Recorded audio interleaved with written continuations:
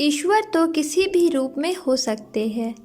एक युवा नौजवान लड़का था, लेकिन बेरोजगार था। नौकरी के लिए काफ़ी मशक्क़त कर रहा था।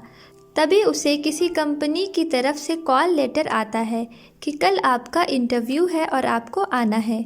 अब वह लड़का थोड़ा परेशान हो गया, क्योंकि जिस जगह उसको इंटरव्यू के लिए जाना था वह जगह उसके घर से तकरीबन 50 से 60 किलोमीटर दूर थी और वह एक बेहद गरीब परिवार से था, इसलिए उसके पास जाने के लिए भी पैसे नहीं थे।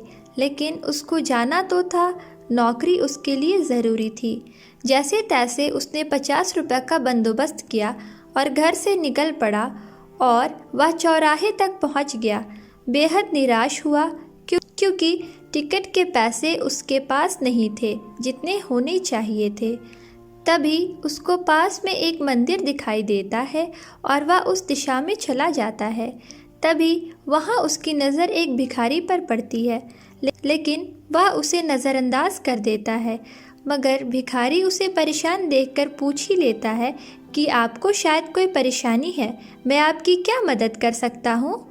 लेकिन वह उसको कुछ नहीं बताता। सोचता है कि ये भिखारी खुद मांगकर खा रहा है, ये मेरी क्या मदद कर पाएगा।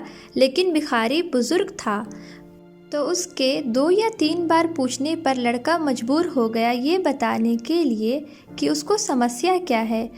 तो भिखारी ने उसको बोला, तुम ये 500 रुपये लो और जाओ अपना इंटरव्यू दो।